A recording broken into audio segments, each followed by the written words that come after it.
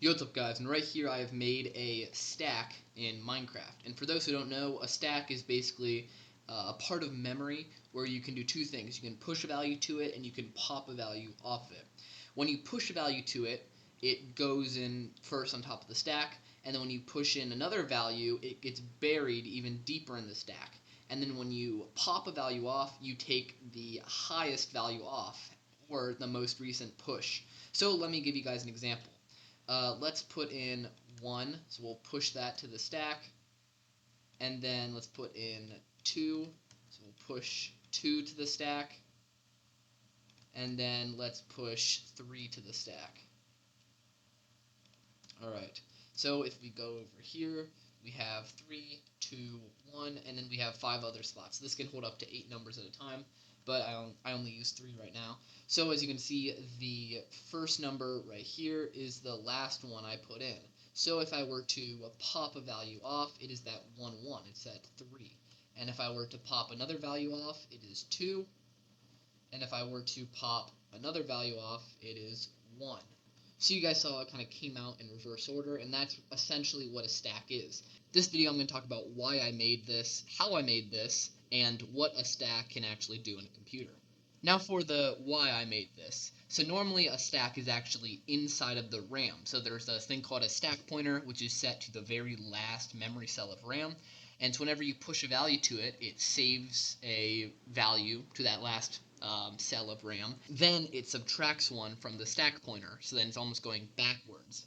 And so as you keep adding numbers, the memory cell that you're saving the number to gets smaller and smaller, decreases. And then when you pop off a number, it grabs the memory cell located at the current stack pointer value and then increases it by 1. So you can really add as much to the stack as you want, as long as it doesn't interrupt anything from the program. I felt that that was too slow, and so whenever I would try to push something to the stack, it would take a long time, longer than it should. So I made this piece of memory that acts as a stack. It only has 8 memory cells, but that is enough for what I need. I can always make it larger just by stacking it further this way and just adjusting the clock, but I think 8's good for right now. And it can pretty quickly push and pop off the stack. So how I made this. So right off the bat, I knew I had to use some form of shift register. So what is a shift register? Well, a shift register takes a signal, and if I were to just load a signal, and it can shift it in a certain direction. And this makes use of the mechanics of repeaters being able to lock and save whatever signal was in them. So right here I have a 1-tick pulse maker right here. And so the signal goes to the comparator and then is cut off after 1 tick. Right. Then these repeaters unlock for a tick and then lock, and this is enough time for the signal to move over to 1 repeater, because 1 repeater is 1 tick, unless of course I have modified the amount of time it takes, but I leave these on 1 tick. So if I were to send the 1 tick pulse, it shifts over 1. And so we can shift it again, and we can shift it again, and we can shift it again. So one shift register going in one direction is pretty easy, but I had to figure out how to make it in 2 directions. And so I knew pushing to the stack I needed a shift register going this way, and popping off a stack I needed to move it this way. But I needed to be able to connect to these somehow. And so I wanted to try to make it as small as possible, but this was going to be a little difficult.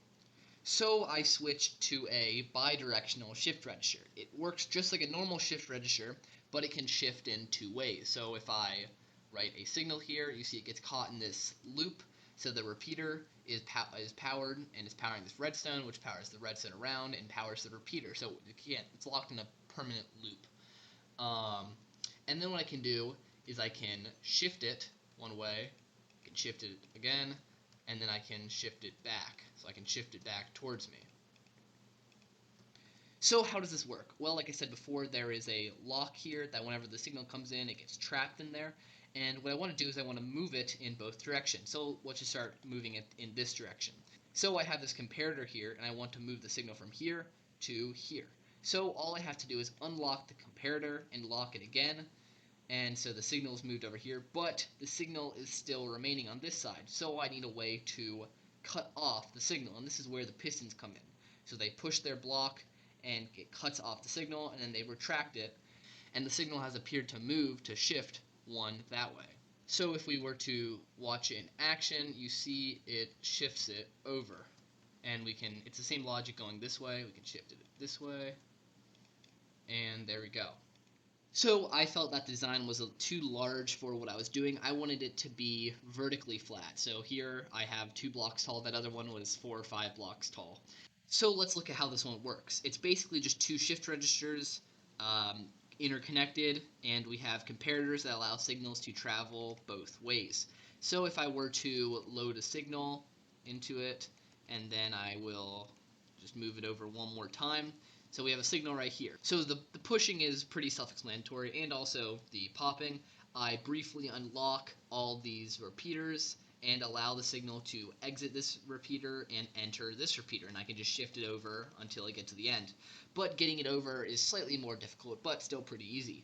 So what I'm going to do is I would unlock this comparator and this repeater one tick later, and then lock it again and lock the comparator. And so all I've done is I've allowed the signal to come through here and enter this repeater, basically going to the other side.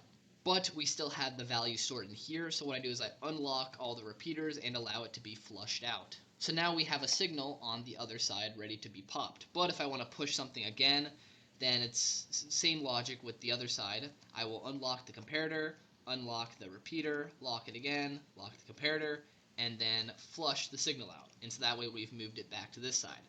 So let's look at it in action. If I were to pop, we see it's moved over there, it's been flushed out, and then I can push something else and it keeps circling.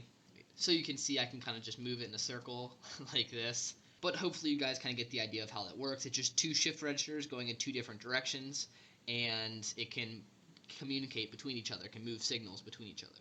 But you guys may be wondering, alright, well, why is the stack important? Like maybe if I had a really specific program where I have a list of numbers and I want to put them in reverse order or something, that could help, the stack could help. But why would I actually need this in everyday CPU functions? Well, where this stack is going to be useful is in a call function. And so for those who don't know, a call function is very similar to a jump function. You give it a value, so you say call, and then you give it a value to jump to, and it jumps that value. But you guys may be wondering, alright, well then what's the difference? Well, the difference is it actually saves the current instruction step that the CPU was on, technically one more than the current step, and puts it onto the stack. So after calling, it runs some commands like a function, and then at the end you can put a return statement. What the return statement does is it grabs the step from the stack and moves it and jumps to it, moves it to the instruction address register. And so this way you can pick up right after the call function. You can pick up where you left off. And this is incredible because you can call functions within your code. So whenever you want to do some complicated operation or a series of operations, you can just write it once somewhere far off in your code, and you can just call it whenever you want. So instead of having to retype it every time or recode it in binary in my case, you can just write it once and call it however many times you want.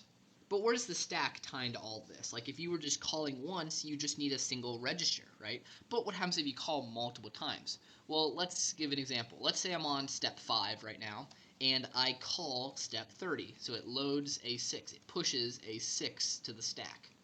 And so then, runs a few more commands, and then it says, okay, well, I'm going to call 60. And maybe this is at step 30. So at step 30, it says call 60. And so then it saves one more than 30, which is 31. And so I could keep going on and on about this, but I think you guys get the point. What if I have multiple call functions in a row?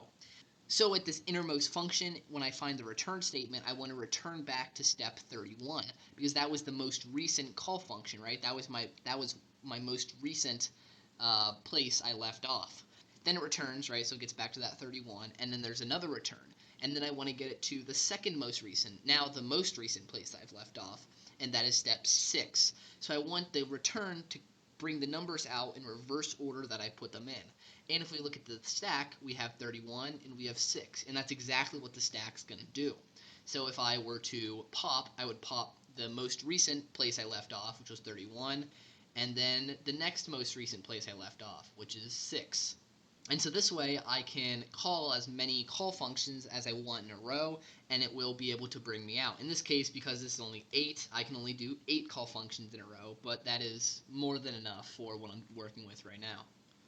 So that was a demo of my stack in Minecraft. I showed you guys kind of, how I built it, why I built it, and why the stack is so important to CPU.